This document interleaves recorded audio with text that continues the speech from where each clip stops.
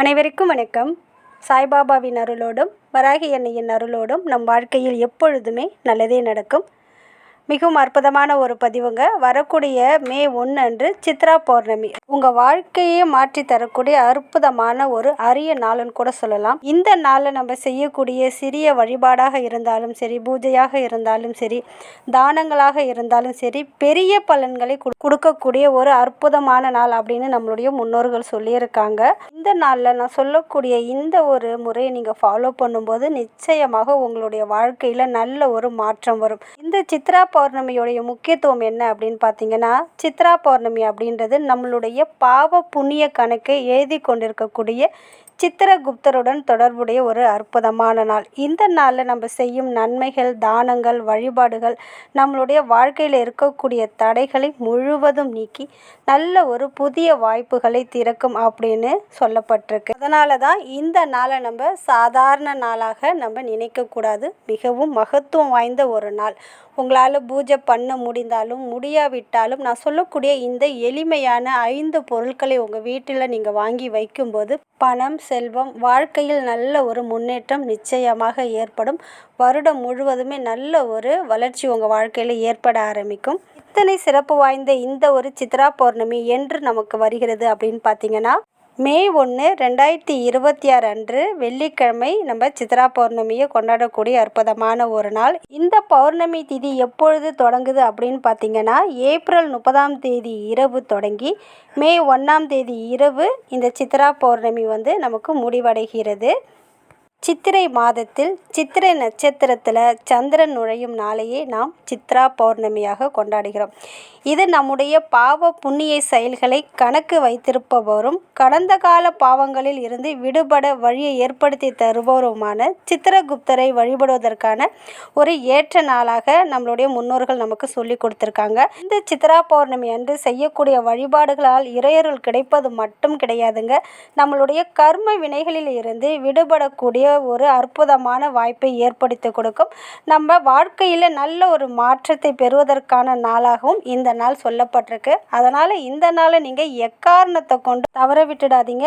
இந்த நாளில் விரதம் இருந்து சித்திரகுப்தர் அடுத்தது பார்த்திங்கன்னா சிவபெருமானை வழிபடுவதன் மூலமாக பாவங்கள் நீங்கி புண்ணியங்கள் கிடைக்கும் அப்படின்னு சொல்லப்பட்டிருக்கு. அது மட்டும் கிடையாதுங்க, நம்மளுடைய கர்ம வினைகள் கழியும் அப்படின்னு சொல்லப்பட்டிருக்கு. அதனால் இந்த நாளை நீங்கள் தவற விட்டுடாதீங்க. அதாவது சித்ரா பௌர்ணமி என்று மாலை நேரத்தில் நிலவு வந்ததுக்கப்புறம் நம்ம பூஜை ரூமில் ஒரு தீபத்தை ஏற்றி வச்சுக்கோங்க. சின்னதாக ஒரு நெய்வேத்தியம், எலுமிச்சை சாதம், தயிர் சாதம், இதை நீங்கள் நெய்வேத்தியமாக பூஜை ரூமில் செய்து நீங்கள் வழிபடலாம். அடுத்தது பார்த்திங்கன்னா, இந்த எளிமையான 5 பொருட்களை கண்டிப்பாக வாங்க மறக்காதீங்க. முதல்ல சொல்லக்கூடியது பார்த்திங்கன்னா முரம். இந்த முரம் ரொம்ப முக்கியத்துவம் வாய்ந்த ஒரு பொருளுங்க. உங்களுடைய வீட்டில் முரம் வைத்து வழிபாடு செய்யும் வழக்கம் இல்லை அப்படின்னாலும் பரவாயில்லைங்க. இந்த சித்ரா பௌர்ணமிக்காக ஒரே ஒரு முரம், அரிசி புடைக்கக்கூடிய முரம் வாங்கி உங்களுடைய வீட்டில் உங்கள் பூஜை ரூமில் வைத்து நீங்கள் வழிபடும்போது உங்கள் வீட்டில் இருக்கக்கூடிய எதிர்மறை சக்திகள் முழுவதும் நீங்கி நல்ல சக்திகளை வரவேற்கக்கூடிய ஒரு பொருளாக இது கருதப்படுகிறது. அது மட்டும் கிடையாதுங்க, மகாலட்சுமி அம்சம் பொருந்திய ஒரு பொருளாகவும் இது இருக்கிறதுனால கண்டிப்பாக இந்த முரம் கிடைத்தால், அதாவது மூங்கிலால் செய்யப்பட்ட முரம் கிடைத்தால் வாங்கிக்கோங்க. அடுத்தது பார்த்திங்கன்னா மூங்கில் விசிறி, இது கிடைத்தாலுமே வாங்கிக்கோங்க. இது ரெண்டுத்தில் ஏதாவது ஒன்று கிடைத்தாலும் ஓகே தான், வாங்கிக்கோங்க. அடுத்தது பார்த்திங்கன்னா பச்சை அரிசி. இந்த பச்சை அரிசி அப்படின்றது பார்த்திங்கன்னா நிதி பற்றாக்குறையை நீக்கி வீட்டில் நல்ல ஒரு செல்வ செழிப்பை உண்டாக்கக்கூடிய அற்புதமான ஒரு பொருள். மகாலட்சுமி கடாட்சம் நிறைந்தது. அது மட்டும் கிடையாதுங்க, இது நல்ல ஒரு நேர்மறை ஆற்றலை ஈர்க்கக்கூடிய தன்மை இந்த ஒரு பச்சரிசிக்கு உண்டு. அதனால் கண்டிப்பாக பச்சரிசியை கொஞ்சமாவது ஒரு 1/4 கிலோ பச்சரிசியாவது வீட்டுக்கு வாங்கிட்டு உங்கள் பூஜை ரூமில் வைங்க. அடுத்தது பார்த்திங்கன்னா நெல். இந்த நெல் பார்த்திங்கன்னா செல்வத்தின் அதிபதியான லக்ஷ்மியின் அடையாளமாக கருதப்படுகிறது. வீட்டில் நெல் நிறைந்து இருப்பது செல்வ செழிப்பையும் மகிழ்ச்சியையும் லக்ஷ்மி கடாட்சத்தையும் தரக்கூடியது. சந்திரனுடைய அருளை நமக்கு பெற்று தரக்கூடியது. வீட்டிற்கு மங்களத்தையும் ஐஸ்வர்யத்தையும் தரக்கூடியது அப்படின்னு நம்மளுடைய முன்னோர்கள் சொல்லி சொல்லியிருக்காங்க. அதனால் கொஞ்சமாவது நெல் வாங்கிட்டு வந்து அதை வந்து உங்களுடைய பூஜை ரூமில் கண்டிப்பாக வைங்க. அடுத்தது பார்த்திங்கன்னா நவதானியங்கள். இது வந்து நாட்டு மருந்து கடையில் கிடைக்கும். நெல்லுமே நாட்டு மருந்து கடையில் கிடைக்கும். இந்த நவதானியங்கள் 9 வகையான தானியங்கள். இது பார்த்திங்கன்னா நவகிரகங்களுக்கு சமநிலையை கொடுக்கும். அதே போல் நவகிரகங்களால் ஏற்படக்கூடிய பாதிப்புகள் தோஷங்கள் குறையும். நவகிரகங்களால் நன்மை நமக்கு சேரணும் அப்படின்னு நினைத்தீங்கன்னா நீங்கள் அந்த சித்ரா பௌர்ணமி அன்று கொஞ்சமாக ஒரு 50 கிராமோ 100 கிராமோ நவதானியம் வாங்கிட்டு வந்து அதை வந்து ஒரு பவுலில் போட்டு பூஜை ரூமில் நீங்கள் வைக்கலாம். இப்படி வைக்கும்போதும் நல்ல ஒரு மாற்றத்தை உங்கள் வாழ்க்கையில் இது ஏற்படுத்தி கொடுக்கும். அடுத்தது பார்த்திங்கன்னா சித்ரா பௌர்ணமி அன்று நோட்டு பேனா வழிபாடு. அதாவது சித்ரா பௌர்ணமி அன்று ஒரு புது நோட்டு, அடுத்தது ஒரு பேனா வாங்கிட்டு வந்து அதை உங்களுடைய பூஜை ரூமில் வச்சு நீங்கள் வழிபடலாம்.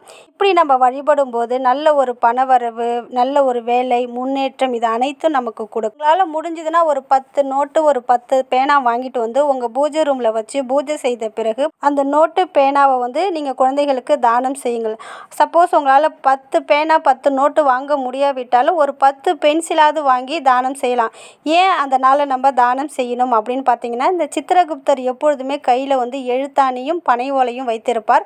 நமக்கு வந்து அதெல்லாம் கிடைக்காது. அதனால் நம்ம ஒரு நோட்டும் ஒரு பேனாவும் வாங்கி நம்ம பூஜை ரூமில் வச்சு அன்றைய தினத்தில் நம்ம தானம் செய்வதன் மூலமாக மிக புண்ணிய பலன் நமக்கு கிடைக்கும் அப்படின்னு சொல்லப்பட்டிருக்கு. அதனால் இந்த சித்ரா பௌர்ணமி அன்று நீங்கள் மரம் வாங்கியிருக்கீங்க பாருங்கள், அந்த மரத்தில் ஒரு கிண்ணத்தில் வந்து பச்சரிசி, இன்னொரு கிண்ணத்தில் வந்து நெல் வாங்கியிருப்பீங்க பாருங்கள், அதை நிரப்பிக்கோங்க.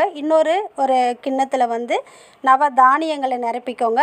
எப்பொழுதுமே மங்கள பொருள் கண்டிப்பாக வாங்கணும். எந்த ஒரு நல்ல நாளுமே நம்ம மங்கள பொருள் வாங்கணும். அதனால் விரலி மஞ்சளோ குண்டு மஞ்சளோ இல்லை வந்து பவுடராக இருக்கக்கூடிய மஞ்சள், குங்குமம் இதை வாங்கி கண்டிப்பாக நீங்கள் பூஜை ரூமில் வைங்க. அந்த மரத்தில் மஞ்சள் குங்குமத்தையுமே நீங்கள் வச்சிடலாம். இந்த மரத்தில் பச்சரிசி, நவதானியங்கள், நெல், இந்த மஞ்சள் குங்குமம் வச்சிட்டிங்க இல்லையா, இந்த 5 பொருளுமே பூஜை ரூமில் வச்சு அதற்கு முன்னாடி ஒரு தீபம் ஏற்றி வச்சுக்கோங்க. உங்கள் மனதில் உங்களுக்கு என்ன வேண்டுதல் இருக்கோ அதை தாராளமாக நீங்கள் சொல்லலாம். நீங்கள் எளிமையாக எங்கள் வாழ்க்கையில் நல்லது நடக்கட்டும், 16 செல்வங்களும் எங்கள் இல்லத்தில் நிறைய வேண்டும், எங்களுடைய பாவங்கள் முழுவதும் நீங்கி நல்ல ஒரு புண்ணியம் எங்கள் வாழ்க்கையில் ஏற்படணும் அப்படின்னு மனதார கூட நீங்கள் பிரார்த்தனை பண்ணிக்கலாம். நீங்கள் நம்பிக்கையுடன் இந்த வழிபாடு செய்வதன் மூலமாக உங்கள் வாழ்க்கையில் நல்ல மாற்றம் கண்டிப்பாக வரும். இந்த சித்ரா பௌர்ணமி உங்களுக்கு செல்வம், அமைதி, சந்தோஷம் எல்லாம் உங்களுக்கு கொண்டு வரும். நம்பிக்கையோடு இதை நீங்கள் செய்யும்போது அதில் இருக்கக்கூடிய பொருள் வைத்து நீங்கள் ஒரு தீபம் ஏற்றி தூப தீப ஆராதனை காமிச்சு முடிச்சதுக்கப்புறம் நீங்கள் என்ன பண்ணுறீங்கன்னா, பூஜை செய்த ஒரு 1/2 மணி நேரம் 1 மணி நேரம் கழித்து அந்த பச்சரிசி எடுத்து உங்களுடைய நீங்கள் அரிசிலாம் வைக்கக்கூடிய பானையிலையோ இல்லை ஏதாவது ஒரு கண்டெய்னர் வச்சுருப்பீங்க இல்லையா, அதில் கொஞ்சம் அரிசி அந்த அரிசியோடு கலந்துடுங்க. மீதி அரிசியை ஒரு பவுலில் வச்சுக்கோங்க. அதே போல் நவதானியத்தையுமே நீங்கள் அந்த மீதி வச்சுருக்கிற பச்சரிசியில் வந்து இந்த நவதானியத்தையுமே நீங்கள் போட்டுக்கலாம். இதை வந்து பார்த்திங்கன்னா மறுநாள் வந்து உங்கள் வீட்டுக்கு பக்கத்தில் காக்கா குருவிகள் இருந்தாலும் சரி, பசுமாடு இருந்தாலும் சரி, அதற்கு வந்து நீங்கள் உணவாக கொடுத்துடலாம். நெல் இருந்துச்சுன்னா அது உங்கள் பூஜை ரூமில் கொஞ்சம் எடுத்து ஒரு மூட்டையாக கட்டி வச்சுடுங்க. மீதியை வந்து உங்கள் வீட்டுக்கு பக்கத்தில் இருக்கக்கூடிய காக்கா குருவிகளுக்கு நீங்கள் உணவாக கொடுத்துடலாம். அதே போல் நீங்கள் வந்து நோட்டு புக்கு வாங்கி வச்சுருந்தா அதையுமே உங்கள் வீட்டுக்கு பக்கத்தில் இருக்கிற குழந்தைகளுக்கு தானமாக கொடுத்துடுங்க. மரத்தை வந்து நீங்கள் எப்பொழுதும் போல் யூஸ் பண்ணிக்கணும். இது வந்து மரம் வந்து புதுசாக வாங்கணும். எல்லா பொருளுமே வீட்டில் இருக்கக்கூடியது எடுக்கக்கூடாது. வெளியிலேருந்து நீங்கள் வாங்கிட்டு வந்து வீட்டில் வச்சு நீங்கள் வழிபடணும். இந்த நோட் புக்கு, அதில் இருக்கக்கூடிய நவதானியங்கள், பச்சரிசி, நெல் இதை வந்து நீங்கள் வந்து ஒரு தானமாக கொடுக்கும்போது உங்களுடைய பாவ கணக்குகள் கண்டிப்பாக கழியும். புண்ணிய பலன் உங்களுக்கு கிடைக்கும். உங்கள் வாழ்க்கையில் நீங்கள் நம்ப முடியாத அதிசயத்தையும் முன்னேற்றத்தையும் ஏற்படுத்தி கொடுக்கும். அதனால் இந்த எளிய வழிபாடை நீங்கள் முயற்சி செஞ்சு பாருங்கள். என்னுடைய இந்த வீடியோ உங்களுக்கு பிடிச்சிருந்தனா லைக் பண்ணுங்கள், ஷேர் பண்ணுங்கள். இது வரைக்கும் நீங்கள் சப்ஸ்கிரைப் பண்ணலைன்னா பண்ணிக்கோங்கம்மா. அடுத்த வீடியோவில் சந்திப்போம். ஓம் சாய்ராம். நன்றி.